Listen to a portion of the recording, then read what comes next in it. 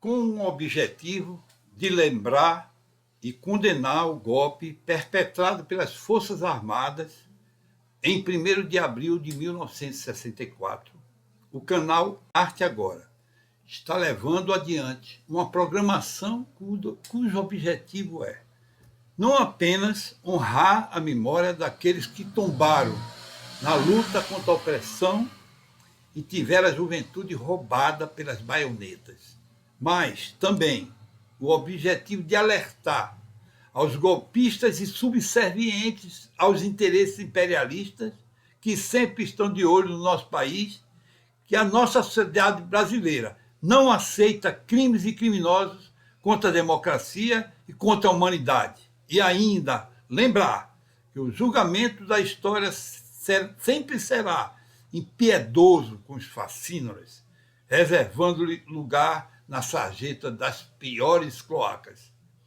A iniciativa do canal Arte Agora se associa ao esforço do movimento Geração 68, sempre na luta, que se mantém atento àqueles que querem jogar um manto de esquecimento sobre o passado, para, quem sabe, voltar a tentar o assassinato do futuro do povo brasileiro. É nessa perspectiva que se coloca a série 64 mais 60, Vozes da Resistência, um programa concebido por Amaury Monteiro Júnior e conduzido por Alexandre Santos.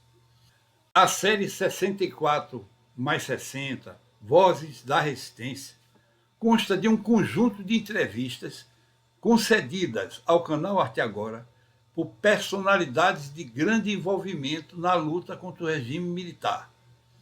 Além de viver tempos de constantes sobressaltos e de ter a juventude e sonhos roubados, os entrevistados da série padeceram todos os tipos de sofrimento. A maioria curtiu a vida nas masmorras sob torturas indescritíveis. Alguns viveram o exílio longe da sua terra e dos seus amores. E todos perderam companheiros, amigos e parentes para a truculência do regime militar, o qual, diga-se de passagem, contou com o apoio e o suporte da grande imprensa, do governo dos Estados Unidos e de empresários inescrupulosos. Hoje, a série 64 mais 60, Vozes da Resistência, apresenta a entrevista concedida pela jornalista Idelgarde Ângel ao escritor Alexandre Santos. E o Idelgarde Ângel foi atriz e é jornalista. Filha de Zuzu Ângel, estilista conhecida nacional e internacionalmente, não apenas por seu trabalho inovador, mas também pela tenacidade como se empenhou na sua procura pelo filho Stuart Ângel Jones, estudante de economia da Universidade Federal do Rio de Janeiro, membro do MR8, preso, torturado e assassinado, e cujo corpo nunca foi encontrado. Zuzu Ângel, a mãe de Idelgarde, foi assassinada pela ditadura militar num acidente forjado, né, no bairro de São Conrado, no Rio de Janeiro, em abril de 1976. Em 1993, Idelgarde fundou o Instituto Zuzu Ângel, dedicado à promoção e à capacitação da moda no Rio de Janeiro, mas tendo como objetivo principal lembrar a memória de seu irmão Stuart Ângel Jones e da sua mãe, Zuzu Ângel. Vamos à entrevista.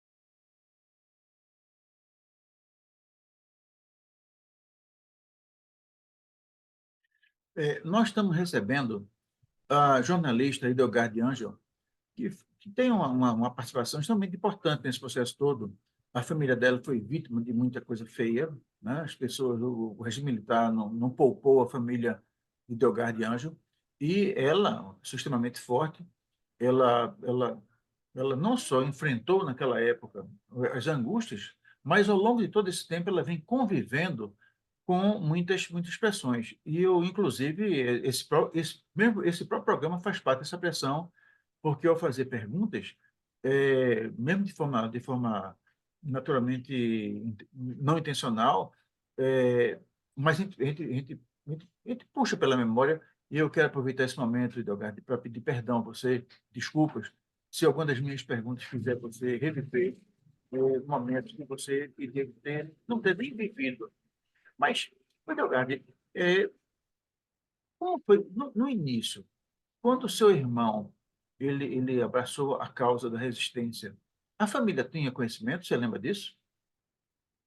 Nós tínhamos conhecimento que o Stuart tinha ideais e tinha uma e não aprovava a ditadura, como os jovens da geração dele, né? E que se reunia com os amigos para conversas que nós não podíamos participar, nem sempre em nossa casa, muito raramente ele recebia amigos em casa para falar, eu acho, em reuniões políticas. Depois eu vinha saber através dos livros, de relatos de outros companheiros, que eles eventualmente se encontraram lá em casa, né? E depois ele muito cedo, e tanto que quando houve o golpe, eu tinha 14 anos e meu irmão tinha 18, talvez 19, não sei, acho que já 19. Foi feita uma foto que eu comprei no leilão das mães que correram para a porta do Palácio Guanabara, que é o palácio do governo, e para saber dos seus filhos, porque se seus filhos teriam sido presos, porque como eles estavam sempre na clandestinidade, né? Então eu encontrei a mamãe nessa foto com outras mães, sabe? Agora não tem muito tempo, uns 2 ou 3 anos. Então você vê no leilão de fotos. Então você veja que desde da hora H a gente sofreu, né? E depois era aqueles mistérios, nunca se podia saber onde ele ia, para onde ele foi, quando ele voltava, e depois ele passava longos tempos sem aparecer, e aquela nossa angústia, depois retornava, e chegou uma hora que ele disse que não ia mais, que nós não, não ia mais nos dar se comunicar conosco, que seria perigoso para nós, e que então você imagina o que era a mãe e a família de um jovem que tivesse esse envolvimento. Ele foi proibido de prosseguir no seu curso superior, que ele fazia um curso de economia, né? Na UFRJ, e as universidades federais proibiram a frequência de alunos que fossem considerados subversivos, né? Ou que tivessem um ideário diferente do deles, ou que discordasse. E o Sturte fazia comício na escola, com os outros, até quando nós inauguramos ali em frente à universidade o busto do Sturte, na Praia Vermelha, um dos jovens que discursaram, antigos companheiros, falou aqui, eu não me lembro tanto que o Sturte vinha num Fusca, do fulano de tal, abria a porta, eram os comícios relâmpagos, eles entravam no campus, falavam e depois iam embora.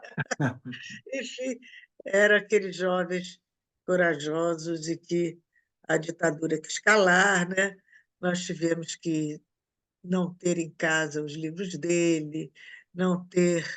Foi muito difícil viver aquele período, sobretudo para quem era jovem como eu e que tinha projetos de vida e cujos projetos de vida foram completamente modificados em decorrência da obrigação do silêncio, da obrigação de manter uma fachada gelada e meio desconectada da realidade, para que eu pudesse prosseguir. Eu fui desde pequena, eu me orientei para a vida artística, eu e minha irmã também, para o teatro.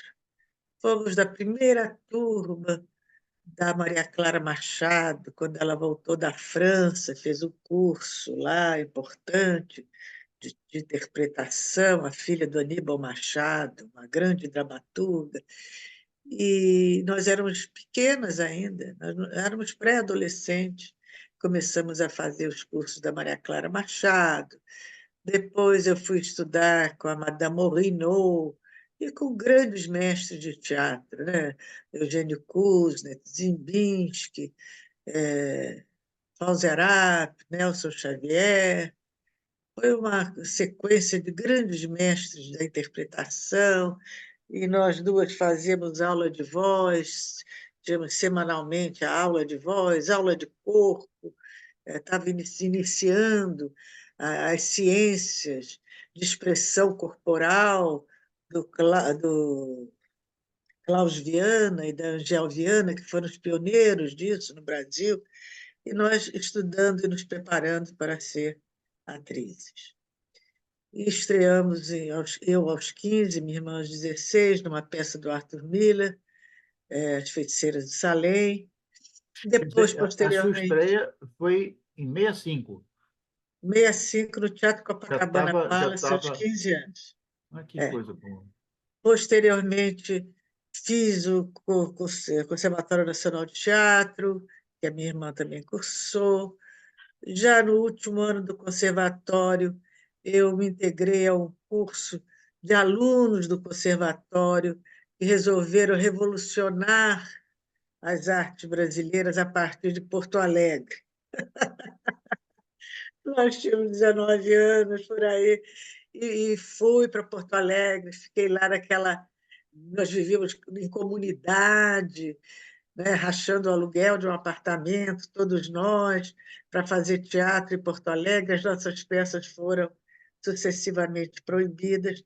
Mas antes disso, eu já comecei no jornal, na imprensa, aos 18 anos, que foi uma orientação da minha mãe. Ela me conseguiu um emprego no Globo para ser assistente de uma grande colunista, assistente secretária, e eu fui ser, e depois pedi demissão, fui para Porto Alegre.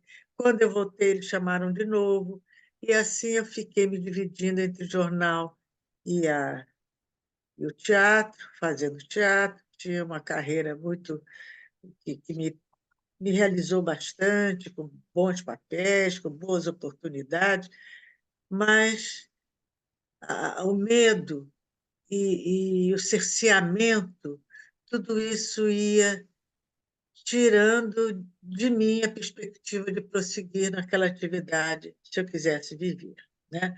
Porque da família Anja foi meu irmão, foi a minha cunhada, depois foi a minha mãe, minha irmã, logo no início. Pedro Gade, voltando um pouquinho.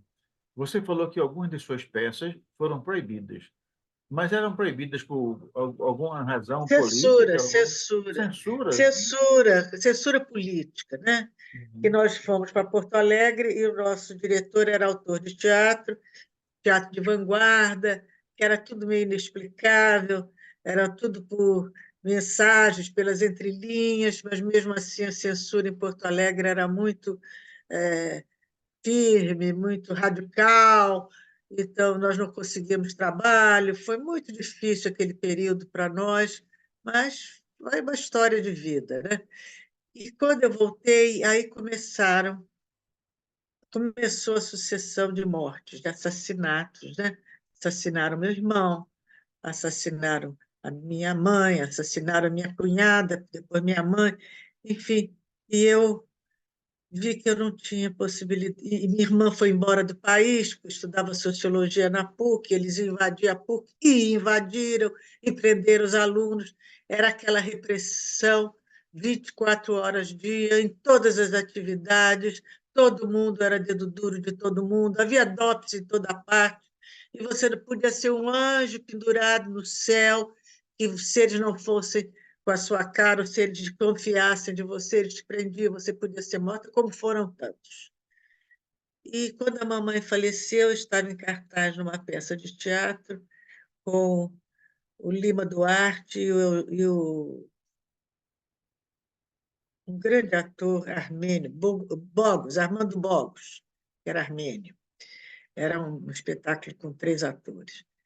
E meu contrato era de curto, era de 4 meses, sempre renovável, né? Tanto que depois eles foram para Portugal, para todo canto. Mas mamãe morreu em plena temporada e eu vi que eu não podia prosseguir, eu não poderia prosseguir. O que me mantinha viva era haver uma estrutura familiar, né? Porque, de certa forma, era Zuzu Ângelo, e que era aquela mulher brava, corajosa, eles não iam matar outro filho da Zuzu Ângelo naquela ocasião. Então, eu não era uma militante política, eu era uma artista de teatro. Eu fiz alguma militância no teatro com a Oficina, fiz a última peça da primeira fase da Oficina, foi uma peça de protesto político, chamava-se Graça e Senhor, eu tinha uma grande visibilidade nesse espetáculo, e era um espetáculo que toda noite nós tínhamos a presença do DOPS, do teatro, ofensas, e esse espetáculo ia até, varava a madrugada e até de manhã. Então, quando eu vi isso, mamãe morreu, eu tinha 26 anos. Tinha Ô, 26 anos. Delgado, É, é, uma coisa que eu sempre me despertou assim, uma certa angústia, inclusive. O seu irmão tinha uma militância política e foi assassinado, né? De imediato, a sua mãe, que era uma mulher combativa, passou a, vamos dizer assim, a investigar sobre a morte do seu irmão. E você tem uma sim. militância no teatro, você era uma atriz, já trabalhava.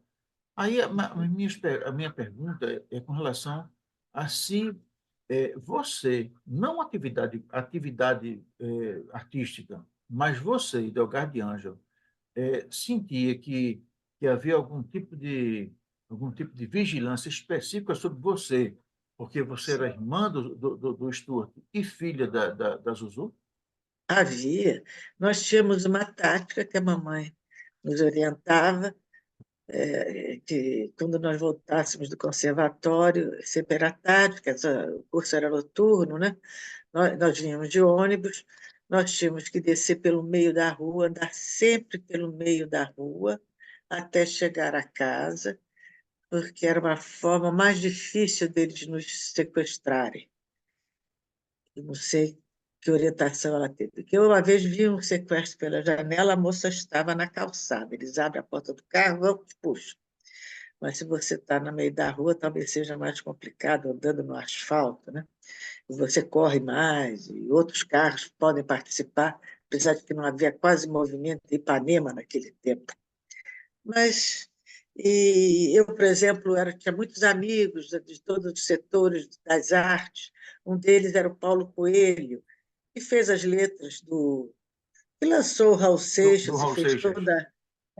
fazia toda a parte intelectual do trabalho do Raul Seixas, né? E, e também as letras das músicas e tudo. E quando o Fernando Moraes escreveu o livro sobre Paulo Coelho, que era meu amigo e irmão, a gente saía, andava pela noite, visitava aqueles bares de intelectuais, nem ele nem eu bebíamos, mas a gente queria estar naquele badalo. O Paulo falou para o Fernando Moraes que ele era seguido pelo DOPS. Aí o Fernando foi atrás lá, já tinham aberto alguns documentos, dava acesso, né? E aí encontrou que realmente ele era seguido pelo DOPS, mas quando ele estava comigo, que a seguida era eu. Eu achei tão divertido que o Paulo estava sempre com medo, né? E eu, a cabecinha no teatro. Ai, então, eu era seguida pelo DOPS, havia ameaças por telefone. Mas você, quando é jovem, você é tão destemido, né? Nós somos uma espécie destemida, né? Então, isso não me intimidava, não. E eu me sentia muito segura, porque, como eu permaneci no Globo, eu sabia que eu estando ali no Globo, eu ia todo dia, né? Voltava, eles respeitariam isso. E como eu, de certa forma, passei a ser acima de qualquer suspeita, porque eu escrevia coluna social, e a coluna social exige uma, uma série de contatos em alto nível com pessoas da elite, seja financeira, seja política, seja da moda, seja artística. Então, você, de repente, passa a ser aquela etiqueta frágil, cuidado, cuidado, frágil. Então, quando um dia eu estava no jornal de manhã, me tocou o chefe do Telex, na época era Telex, chegavam as mensagens do exterior, a Dirmera. E ele falou, Hilde, foge, porque eu era menina, em 71 eu tinha 21 anos. Foge, foge, porque sua mãe acaba de fazer um desfile em Nova York de protesto político. Eu estou aqui com as fotos, os modelos todos de traje de luto, com bordados, com alusão ao governo da ditadura. Então, você foge porque você vai ser presa. Eu falei, eu não vou fugir. Porque enquanto eu estiver aqui no jornal, eles não vão me prender. E quando eu não vier ao jornal, vocês vão me procurar.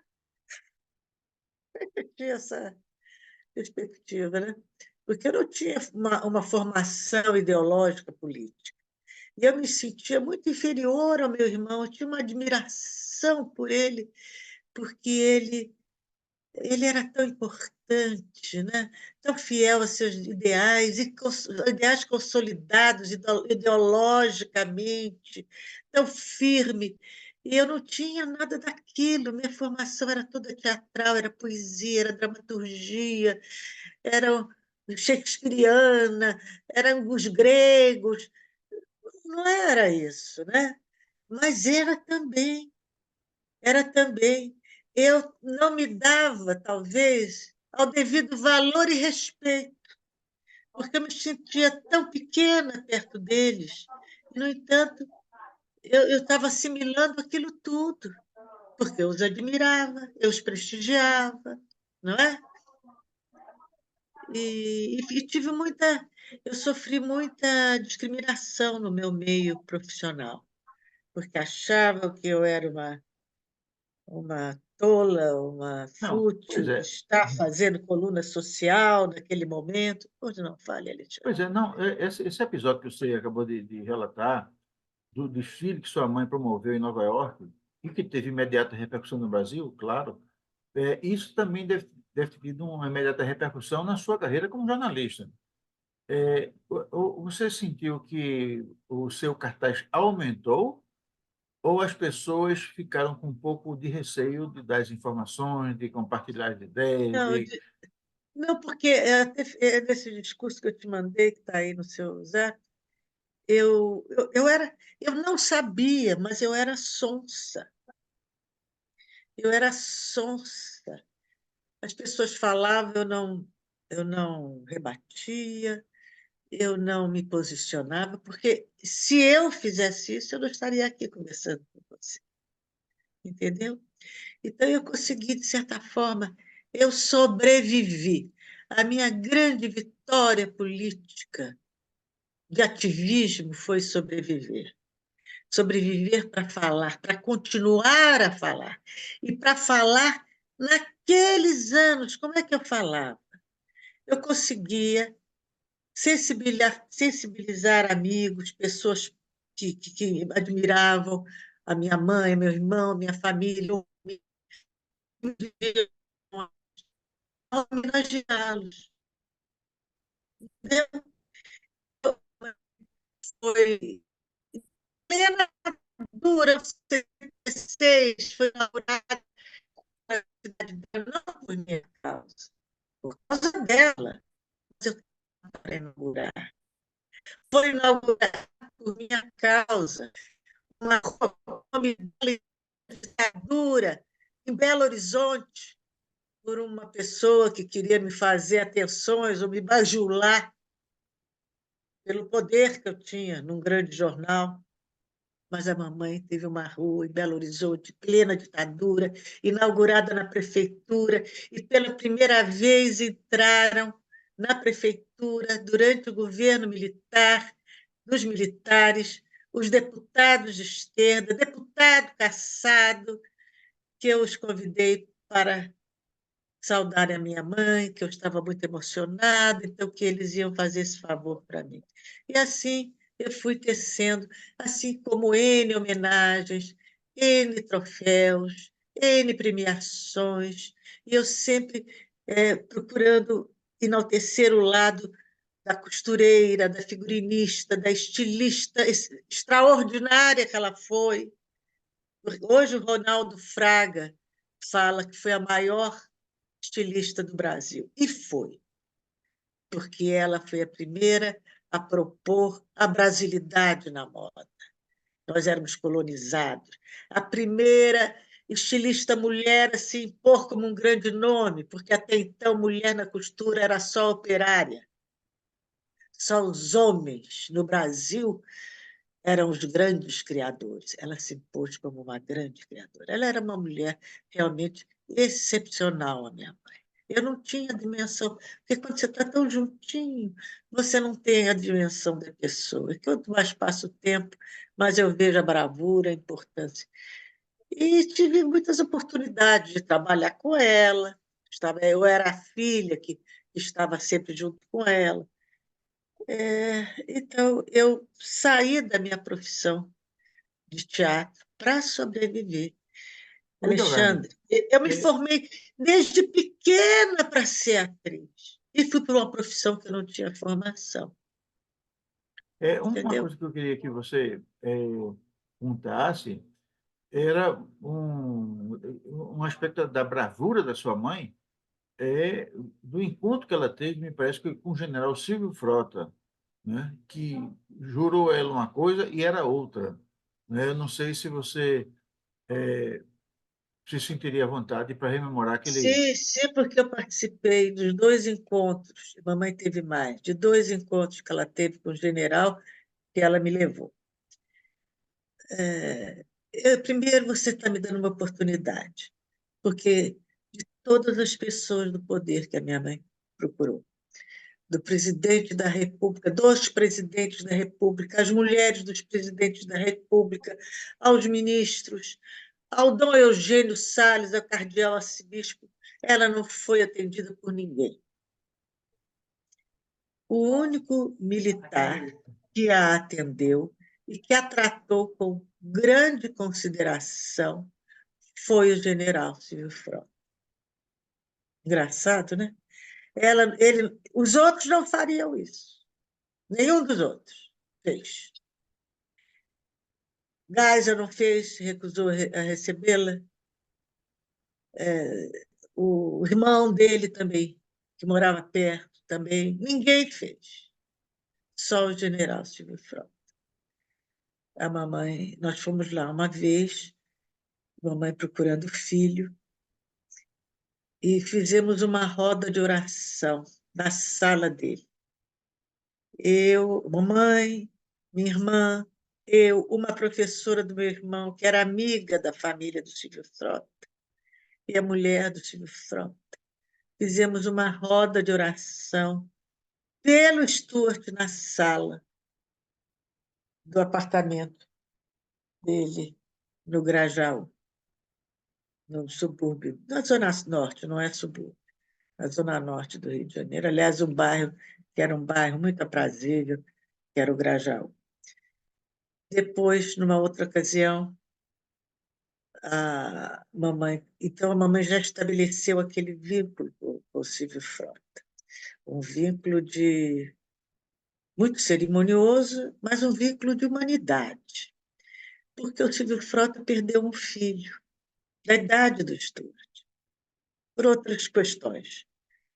E a mamãe passou a mandar flores para o túmulo do Silvio Frota, o que era uma ousadia enorme, dizendo que ela não tinha túmulo do filho dela, não sabia se o filho estava vivo ou estava morto, então ela mandava para o filho do Silvio Frota. E o mesmo ela fazia nos dias de finados. Muito impressionante. E nos dias de finados ela batia nas portas de pessoas influentes e deixava flores, porque ela não tinha túmulo.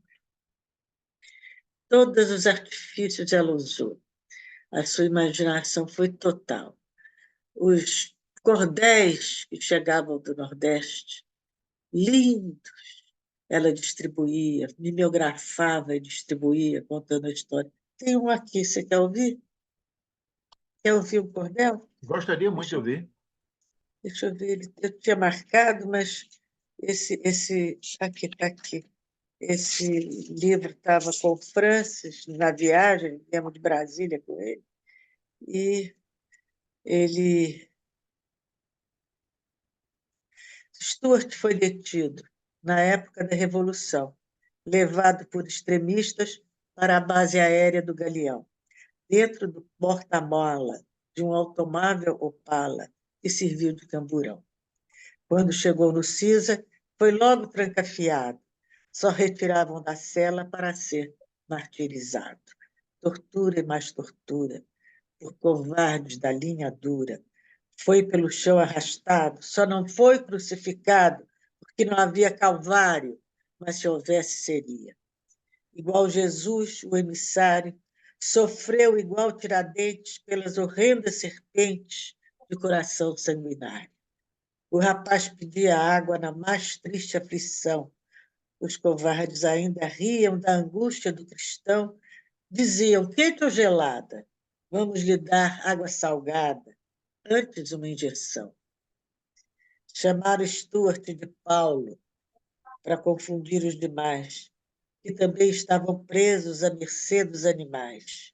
Após dar a injeção, puseram fim à aflição desse que repousa em paz. Bonito, né? Lindo, lindo, lindo. E, a, Ele conta uma história, né?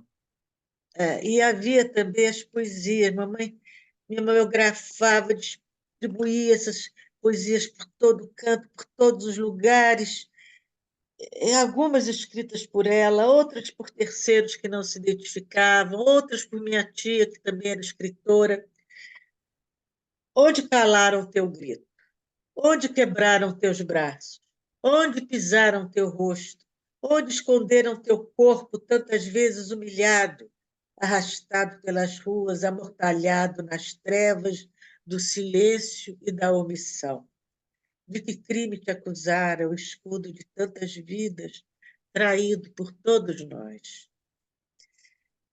Traído por todos nós que não te demos abrigo, que não secamos teu pranto, que não seguimos teus passos, que não cerramos fileiras, nem erguemos as bandeiras de que tanto defendeste.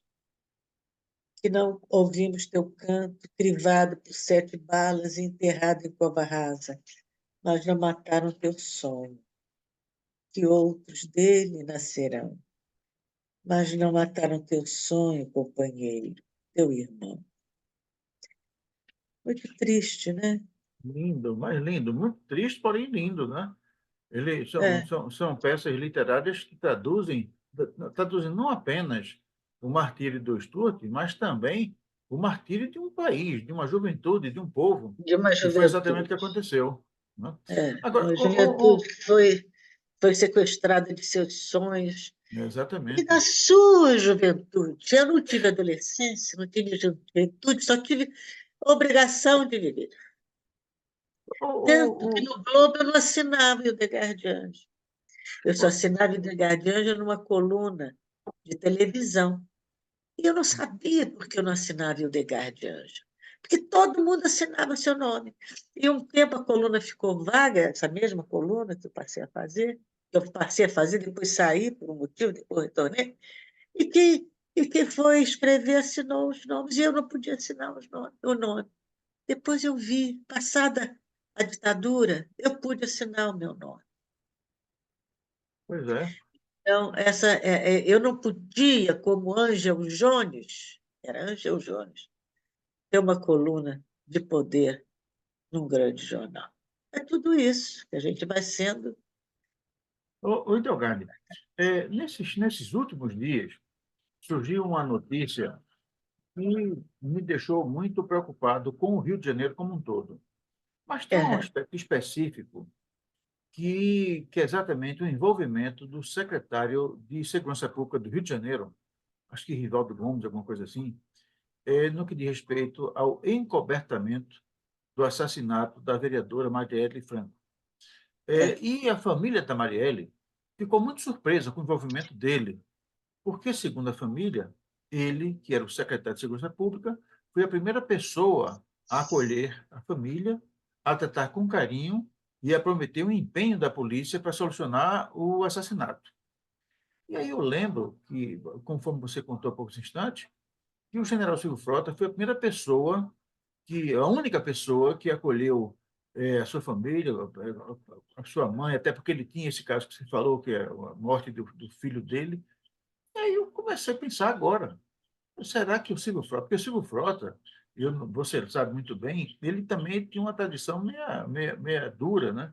Ele foi a pessoa que tentou dar o golpe no Ernesto Geisel para prolongar o regime militar, né? Isso Ele é era uma versão que surgiu depois do golpe, né? Na porque época não se dizia isso, né? não se dizia não. Na verdade, é o seguinte, dizem, inclusive, que ele teria sido o general que teria abrandado as torturas. Dizem, né? Que Abrandado. abrandado, é o que dizem, né? Que ele, que sobre o comando dele, as torturas teriam passado a ser mais científicas, né? Porque se sabe que uma pessoa sob tortura pode dizer qualquer coisa, né? E não interessava os investigadores, a não ser aos sádicos, aqueles que torturam por torturar, pelo prazer de causar dor a alguém, que uma informação obtida sob tortura nem sempre é mais verídica. A É, pessoa, para deixar de apanhar, ele diz qualquer coisa, né? Então, dizem que o Silvio Frota foi a pessoa que introduziu esse tipo de, vamos dizer assim, de abordagem no ato é. tortural, o que é uma desumanidade, mas dentro das desumanidades talvez seja menos grave. É, mas ele, juntamente com alguns generais da linha dura, teriam se insurgido contra aquilo que o general Geisel falava em abertura lenta, gradual e segura, né? E ele queria dar um golpe. E aí, como você diz que ele é uma pessoa que tinha demonstrado alguma humanidade ao receber a sua mãe, a prometer alguma coisa, eu comecei a achar que ele poderia tá, sei lá, usando de um artifício muito mais para acalmar a sua mãe, enquanto mulher, mãe de alguém que tinha desaparecido. E eu não sei, eu queria saber a sua opinião como pessoa, né? Assim, não a opinião da historiadora, até porque você não tem dados históricos, mas a sua impressão daquele tempo, será que foi alguma coisa parecida? Olha, essas versões posteriores são sempre versões convenientes do grupo que tem a narrativa. Sim, certo. A versão sempre mais crível é a versão do momento. Se você tem acesso, né? O, o coronel Cláudio Guerra, que era do DOPS, não sei se ele era coronel, ele era o agente do DOPS Cláudio Guerra, que foi o único que abriu a boca, o único que falou, e ele deixou bem claro que no governo do Geisel, as ordens para eliminar partiam do gabinete do Geisel. Então, o Geisel não era essa flor que agora querem nos impor, né? Mamãe foi morta por ordem partida do gabinete do Geisel. todas aquelas mortes, aspas, Operação Condor ou não, da época do Geisel, eles estavam limpando a área para fazer a abertura, da forma como eles queriam assassinar. Eu cobri muito a parte social em Brasília do último governo, que era chamado, na época, não se chamava o governo do Geisel de governo da abertura.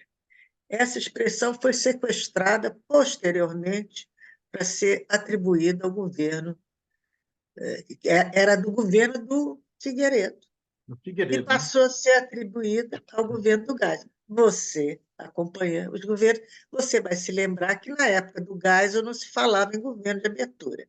A gente começou a ouvir falar em governo de abertura a partir do Figueiredo, né? Tanto que, no seu discurso, acho que da posse, os seus discursos eram escritos por um liberal, que era o Said Fará, ele falou: juro que farei deste país uma democracia. Foi, eu lembro. Eu lembro. E ele era turrão, cabeça dura, ele não iria voltar atrás. Aquele episódio do Rio Centro contrariou muito o Figueiredo, porque foi contra as suas ideias. Mas isso não se diz, entendeu? Isso não se diz. Mas eu via isso ali. Isso é o que houve. Então, eu acredito muito mais no Geisel como todos eram vilões. O Figueiredo foi chefe do SNI, todos eram vilões, mas já há 50 tons de vilanato, né? Eu acho que eu acho que o tom do Geisel de vilão era mais intenso do que o tom, pelo menos naquela época, do Figueiredo como presidente da República. É, Tanto que foi um período em que houve muito mais liberdade de imprensa. A imprensa descascava em cima do Figueiredo e da mulher do Figueiredo, ou não era, Alexandre? é verdade, é verdade. É E no verdade. governo do Geisel, Não, falavam da postura do Geisel, não, falavam da filha do Geisel. E na vida do Médici diziam que a dona Sila, que nunca deu um pio, a gente não sabe se a voz dela era agudo, se ela era contralto, o que ela era, nunca deu um pio. Dona Sila Médici era a grande dama da elegância. É isso. não, mas o interessante, viu, Iliogardi, é que aqui nessa série de entrevistas que nós estamos fazendo, algumas pessoas que participaram, inclusive da Resistência Armada, disseram que no tempo do Geisel, aonde era não fazer prisões, não fazer prisões. Mas era a ordem Então, matar Vladimir Herzog, era a ordem matar a Zuzu Ângela, exatamente, a ordem era matar. talvez o Juscelino Kubitschek, o Jango, a ordem era matar. A ordem era matar, não era trazer preso, não, era resolver lá fora. Até porque ele não queria ter presos, ele queria ter uma quantidade menor de presos políticos. Então, quanto mais morresse fora, melhor. Então, isso é uma coisa muito séria, né? Como você falou, né, agora estão surgindo documentos que comprovam exatamente, historicamente, essas informações. Mas, Idogarne, o tempo passou. O tempo passou, nós estamos vivendo uma época diferente. Dos instrumentos de pressão são outros, mas o fato é que, no mundo, a gente observa vamos dizer assim, uma ressurreição da extrema-direita. No Brasil, nós tivemos o golpe contra a presidente Dilma Rousseff, um golpe criado por uma circunstância que uma história ainda vai investigar mais. Teve a questão da Lava Jato, que criou também uma série de informações, penalizou seriamente a economia nacional, fustigou a, a, o mandato da presidente, criou condições para que ela fosse caçada por um ato aparentemente legal, que foi o impeachment. Depois teve a renovação do golpe, quando o presidente Lula foi tornado inelegível, passou quase 2 anos preso, e o fato é que nós voltamos a uma situação interessante. O que é a sua opinião sobre, primeiro, o que aconteceu com o Brasil depois que o usurpador Temer assumiu e, na sequência, por conta daquilo, nós tivemos esse mergulho da extrema-direita com o mandato do senhor Jair Bolsonaro, e que agora está tentando fugir, foi para a Embaixada da Hungria, e disse que foi bater um papo lá com o embaixador, gostou tanto da conversa que passou 2 dias lá, enfurnado. Se comentasse um pouco esse momento atual, Delgado. Olha, o Temer, ô Alexandre, você sabe o ladrão quando ele invade uma residência e não sabe bem o que vai acontecer e faz a limpa rapidamente, o mais rápido possível, para poder levar tudo? Foi o que o Temer fez. Ele, com 1 mês, 2 meses, já tinha acabado com toda a política de Getúlio Vargas trabalhista, com todos os benefícios sociais, com o sindicalismo. Ele foi com a cartilha pronta para surrupiar todos os benefícios ao povo brasileiro em nome do estrangeiro e do mercado, do empresariado selvagem. É isso. E de si próprio. É isso que o Temer fez. Então, ele pirateou o Brasil, vampirizou o Brasil. Ele não era o vampiro brasileiro, né? Vampirizou o Brasil. E isso nós devemos aqui, ao golpe em Dilma. E ao golpe em Dilma, devemos aqui a tentativas sucessivas que aconteciam sequencialmente de desestabilizar e de derrubar o PT e o Lula desde o mensalão. E por que isso tudo? Porque estava determinado que teria que haver uma alternância rápida para a direita chegar ao poder.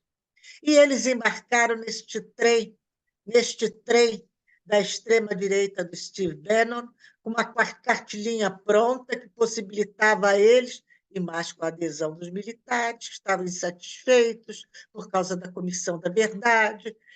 E, se nós não tivéssemos dado a anistia àqueles vilões, aqueles 50 tons de vilões que mataram, trucidaram, sequestraram, torturaram, perseguiram, inviabilizaram a vida das pessoas há 60 anos, nós não teríamos agora o problema dessa roda presa para condenar os que deram o golpe no Brasil. Não as buchas de canhão, mas os verdadeiros formuladores desse golpe, que atuaram para esse golpe, que operaram para esse golpe, que, graças a Deus, por muito pouco, eu teria que estar morando no exterior, se é que eu estaria viva. E você também, Alexandre. Por muito menos, por muito pouco tempo.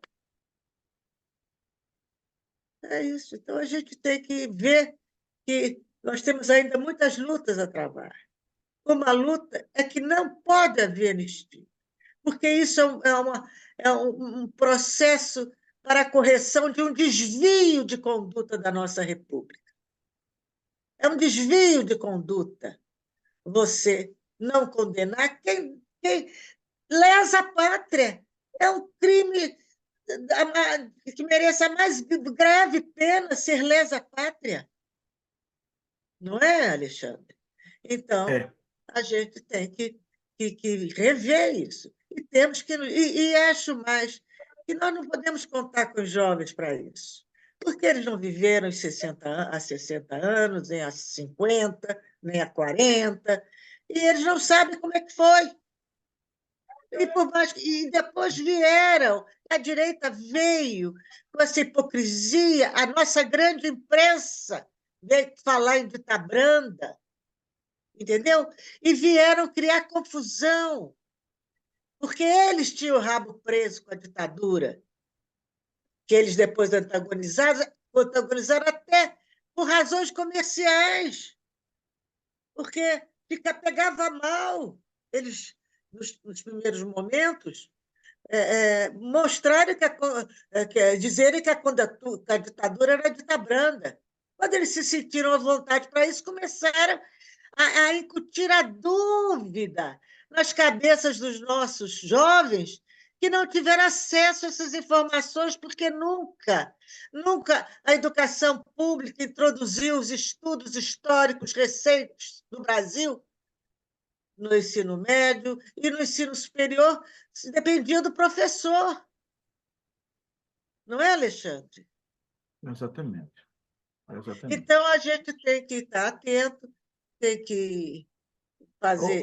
Então, quem tem que fazer isso somos nós, você que tem cabeça branca, eu que tenho cabeça branca. Nós é que temos que ter, digamos, o domínio dessa questão, dessa exigência de que não haja anistia. Delgado, você acabou de tocar num assunto, quer dizer, você fala bem de qualquer assunto. Não sei, eu sou até suspeito para valer, porque sou seu fã.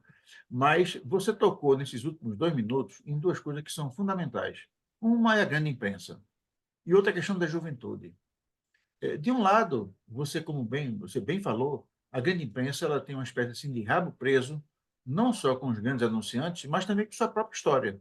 A sua própria história. A gente vê, por exemplo, aí o que os jornais, o Estado de São Paulo e a Folha de São Paulo fazem, é muito mais tão preso à sua própria história do que outra coisa. Não sei, eu não poderia falar muito do Sistema Globo Televisão, da Rede Globo como um todo, porque em alguns momentos ela esteve um pouquinho mais para lá, mais para cá, parece que ela dança muito conforme a música.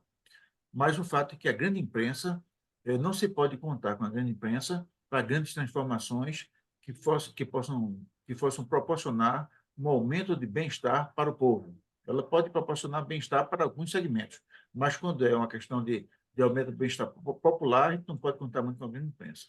Mas você também tocou na questão da juventude.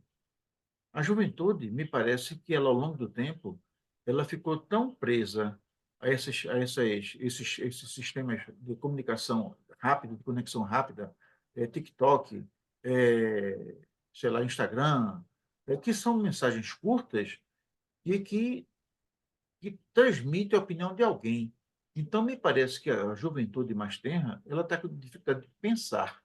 E como não tem o conhecimento histórico que nós temos, e tem dificuldade de pensar porque formula mal, conecta bem mal as coisas,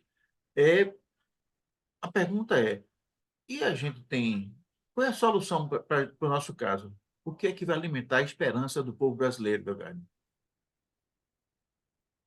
Eu acho que é informação. Eu acho que o governo, o Lula é o mediador, né? Ele tem,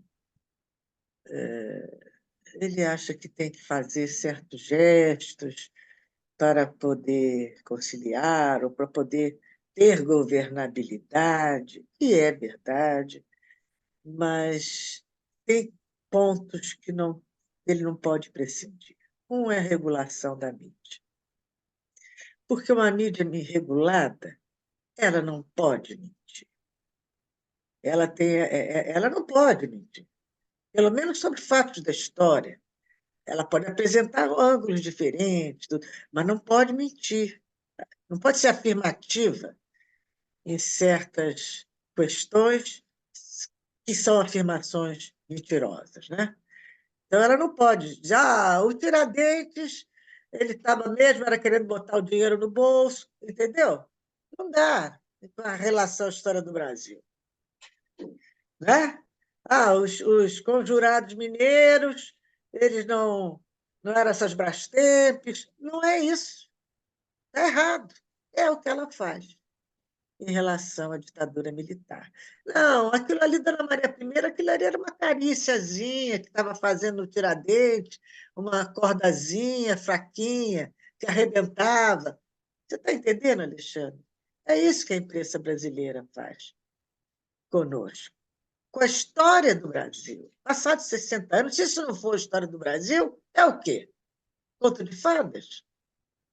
Ela não pode se dar, como ela tem feito, de naturalizar, por exemplo, todo o horror que foi o período Bolsonaro, chamar o Temer deslavadamente de senhor presidente da República.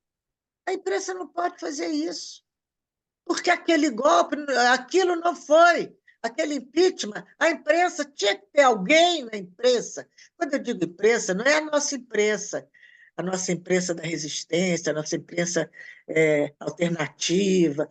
Não, a imprensa corporativa, aquela que se alimenta dos milhões e milhões e milhões das verbas do governo e das grandes empresas, e tem as grandes publicidades. Essa imprensa tem a obrigação de ter pelo menos um veículo que diga a verdade. Você não pode ficar na mão de todos os neopentecostais, ficar na mão de todos os banqueiros, de todos os financistas e de todos os países que não querem nossa soberania. Não pode. Tem que haver uma regulação da mídia para que as pessoas possam formar a sua opinião. Isso é uma forma de tortura. Não permite ao povo formar a sua opinião. E fica todo mundo burro, com dificuldade cognitiva, rezando para pneu, entendeu? É isso que a imprensa brasileira faz.